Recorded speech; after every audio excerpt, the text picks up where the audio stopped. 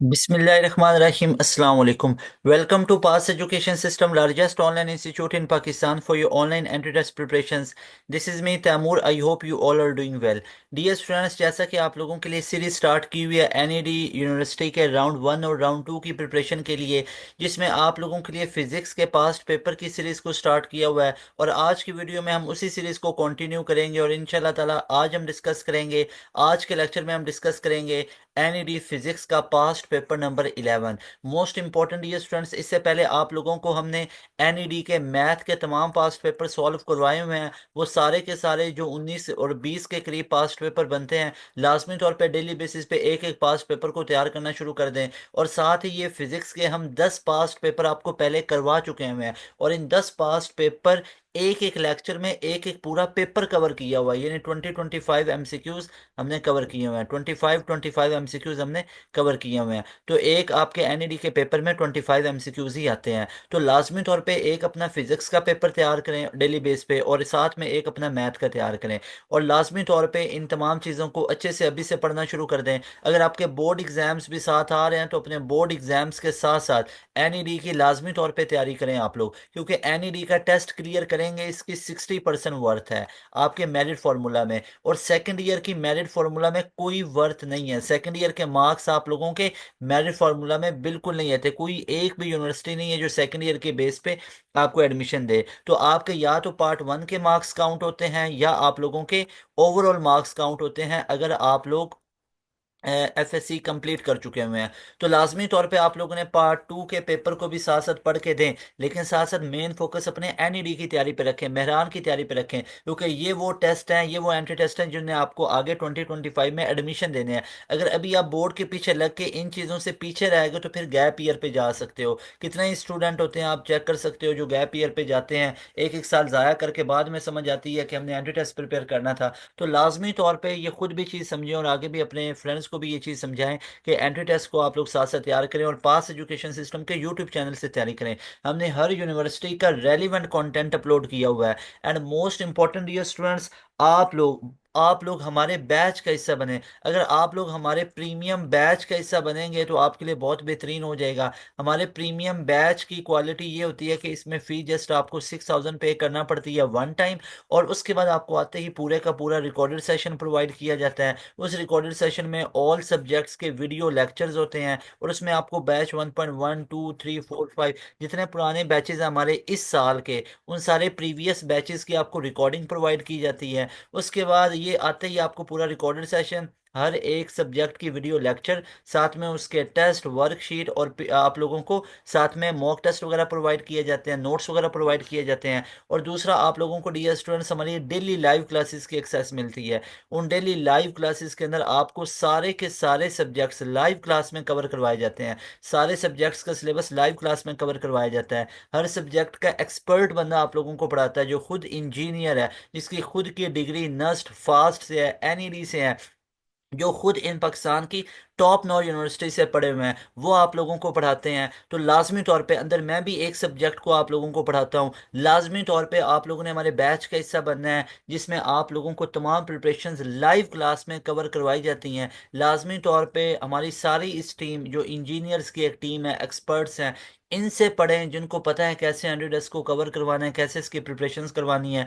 लाजमी तौर पे आप लोगों ने हमारे बैच का हिस्सा बनना है। 6000 इसकी फ़ी होती है वन टाइम। इसकी ब्यूटी ये है कि आपको एक दफ़ा पूरा सिलेबस एनईडी राउंड 1 से पहले कवर करवाया जाएगा, एक दफ़ा आपका पूरा सिलेबस एनईडी राउंड 2 से पहले भी कवर होगा, और उसके बाद आपका एक दफ़ा सिलेबस एमयूईटी के राउंड 1 से पहले भी कवर होगा, 2 से पहले भी। तो लाजमी तौर पर हमारे इस बैच का हिस्सा बने, जिसमें आपको एनईडी राउंड 1 की भी तैयारी करवाई जाएगी, एनईडी के राउंड 2 की भी तैयारी करवाई जाएगी, मेरा university of engineering and technology के दोनों राउंड की तैयारी होगी।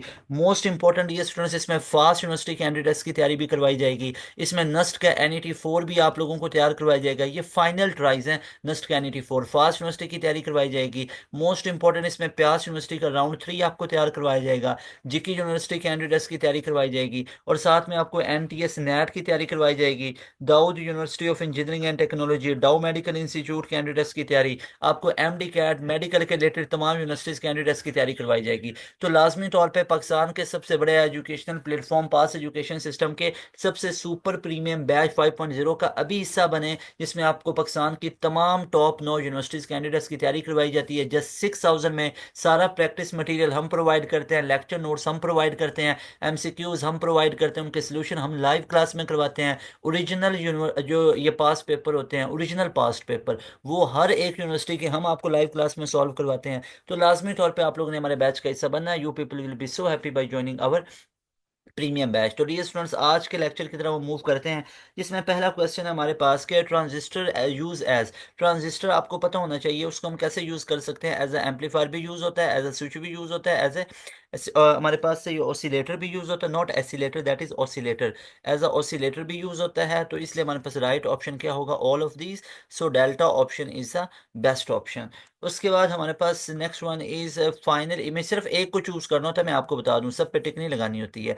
तो इस तरह अगर आ जाए तो सिर्फ एक ऑल ऑफ दीज को ही आपने चूज करना है। नेक्स्ट वन इज के final image of compound microscope. तो final image of compound microscope हमारे पास क्या होता है, ये वर्चुअल और इन्वर्टेड होता है, याद रखिएगा, वर्चुअल एंड इन्वर्टेड। तो इसलिए हमारे पास राइट ऑप्शन बनेगा beta option. So beta option is right option. के कंपाउंड माइक्रोस्कोप से जो फाइनल इमेज बनता है वो वर्चुअल भी होता है और इन्वर्टेड भी होता है। उसके बाद which of the following represents the fringe spacing.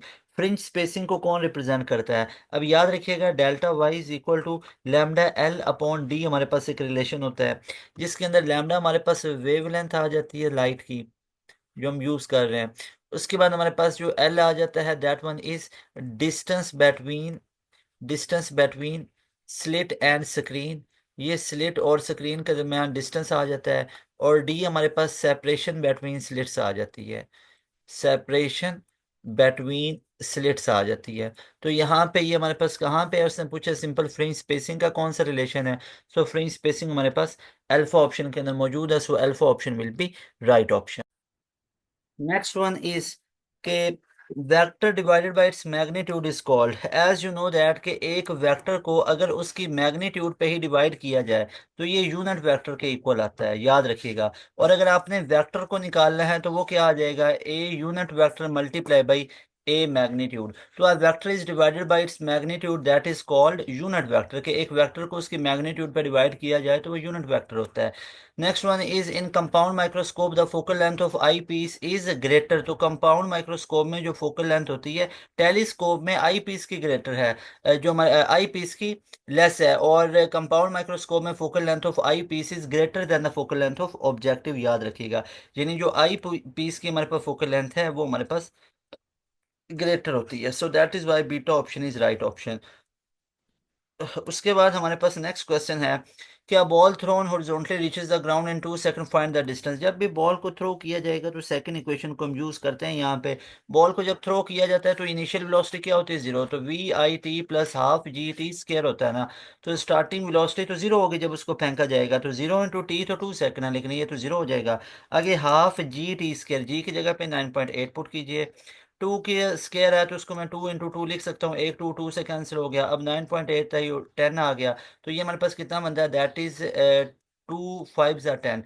तो ये हमारे पास कितना बन गया, distance will be equal to 98/5। अब 98/5 को क्या लिख सकते हैं, 5 1 ज़ा 4 इधर गया, तो 5 9 ज़ा 45, ऐसा ही है। तो पॉइंट हमारे पास लगा 330 बना जीरो, तो पॉइंट 5 6 ज़ा 30, तो 19.6 मीटर बनता है। So that is in C option. I hope आपको क्लियर हो गया होगा। ये कॉन्सेप्ट बहुत बार पूछा जाता है, when a ball is throne horizontally. तो याद रखिएगा, जब बॉल को थ्रो किया जाता है तो उसमें स्टार्टिंग वेलोसिटी, उसकी इनिशियल वेलोसिटी जीरो ली जाती है। ये आपने एक फैक्टर अंदर याद रखना है। नेक्स्ट वन इज के if the Bob of simple pendulum is replace by another body, time period will become. अब देखो, जब आप सिंपल पेंडुलम की जगह पे यहाँ पे कोई भी मैथ्स को हैंग करोगे, टाइम पीरियड पे कोई इफेक्ट नहीं पड़ता है। क्यों, क्योंकि टाइम पीरियड हमारे पास मैथ्स ऑफ बॉब पे तो डिपेंड करता ही नहीं है, वो है T equal to 2 pi into L upon G. तो भाई अगर टाइम पीरियड की लेंथ चेंज करोगे, या टाइम पीरियड को कराची लेके चले जाओ, लाहौर लेके चले जाओ, केटू पे लेके चले जाओ, इस्लामाबाद लेके चले जाओ, तो फिर जाके फर्क पड़ेगा। क्योंकि हाइट के एल्टीट्यूड के चेंज होने से ग्रेविटी पे फर्क पड़ता है, टाइम पीरियड और फ्रिक्वेंसी की वैल्यूज चेंज होंगी। लेकिन अगर आप जो बॉडी है वहां पे कोई ऑब्जेक्ट हैंग किया हुआ, उसके मास पे कोई इफेक्ट नहीं पड़ता टाइम पीरियड का, ठीक है। तो उसको आप चेंज करोगे, टाइम पीरियड कांस्टेंट रहता है। विच of the following represent angular momentum. अब एंगुलर मोमेंटम हमारे पास क्या क्या होता है, एंगुलर मोमेंटम हमारे पास होता है that is L is equal vector quantity है, L is equal to R cross P. यानी movement of linear momentum is called angular momentum और movement of force is called torque.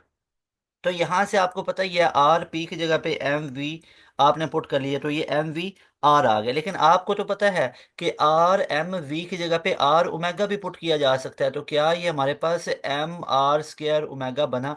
तो ये इस तरीके से रिलेशन बनता है कि एंगुलर मोमेंटम किसके इक्वल है, M R square omega. So Beta option is right option. Next one is which phenomena does not support the wave theory.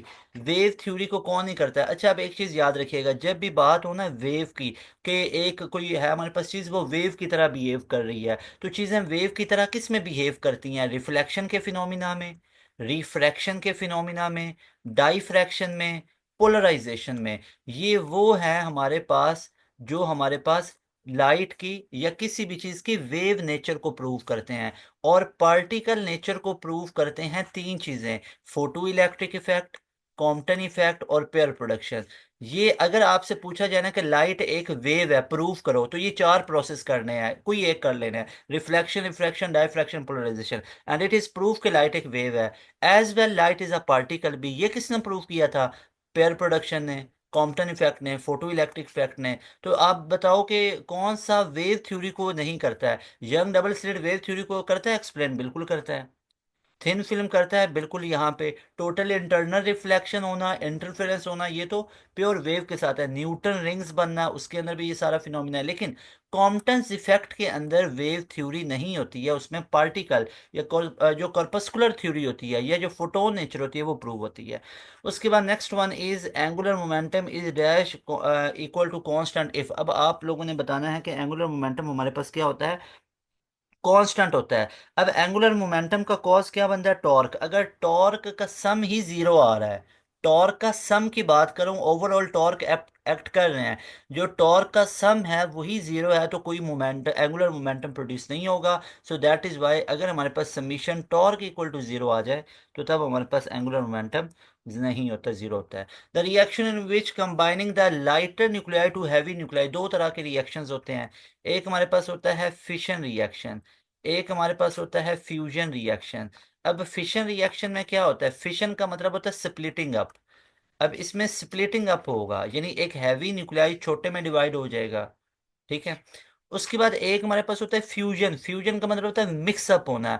दो स्मॉल न्यूक्लियाई मिक्सअप होके क्या बना देंगे हैवी न्यूक्लियाई। तो कह रहे हैं the reaction in which combining the lighter nuclei into heavy, तो कॉम्बिनेशन कंबाइन होके क्या बनाएंगे, एक हैवी न्यूक्लियाई, तो इसको क्या बोलेंगे, फ्यूजन बोलेंगे। सो दैट इज वाई हमारे पास राइट ऑप्शन क्या बनेगा, that will be beta option. उसके बाद हमारे पास next one is the product of force and time is called. Product of force F cross T impulse को बताता है।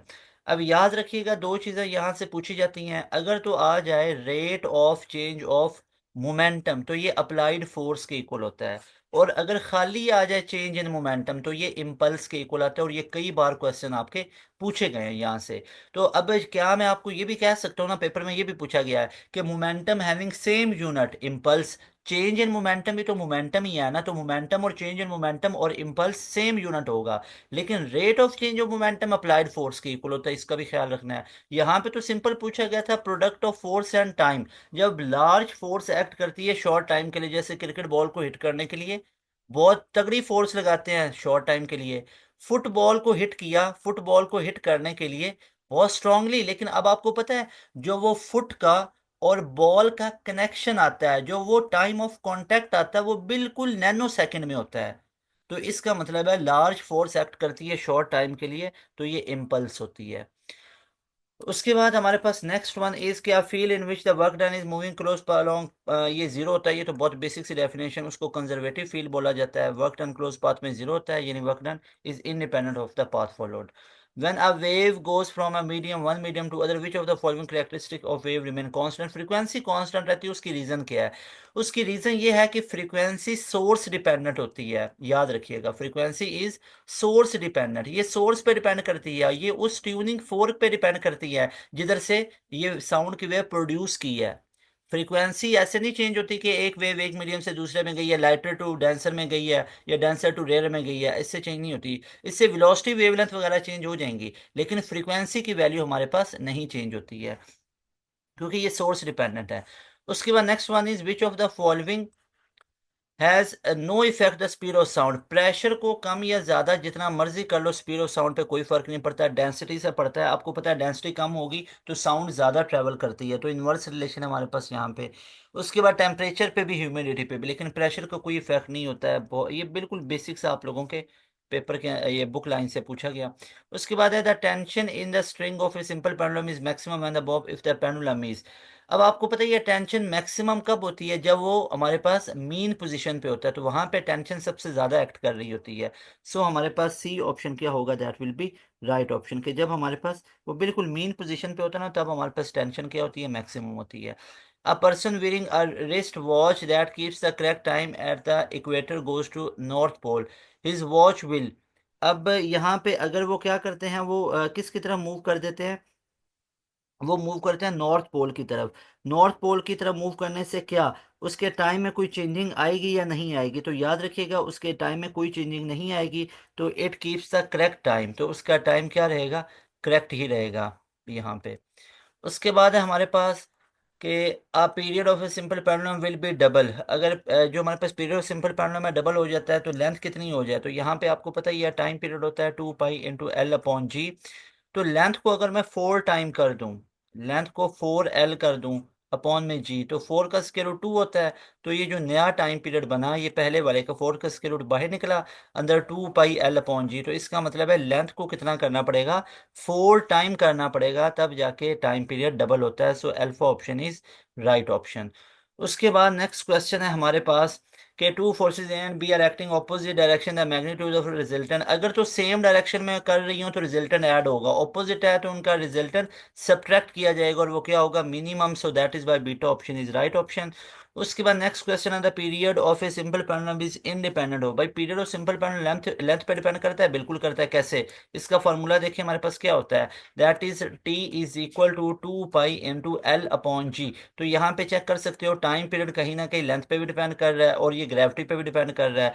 उसके अलावा जो टाइम पीरियड है वो मैथ पे नहीं डिपेंड करता, याद रख लो, ये मैथ पे नहीं डिपेंड करता है। इसलिए हमारे पास राइट ऑप्शन क्या होगा कि इज इनडिपेंडेंट। उसने पूछा हुआ है किसके इनडिपेंडेंट होता है, क्या बोला, पीरियड ऑफ सिंपल पेंडुलम, तो ये मैथ ऑफ बॉब के इंडिपेंडेंट होता है। जो मैथ ऑफ हमारे पास आ जाता है ना, जो ऑब्जेक्ट हमने हैंग किया उसके इंडिपेंडेंट होता है। फिर एक conductivity of super conductor infinite होती है।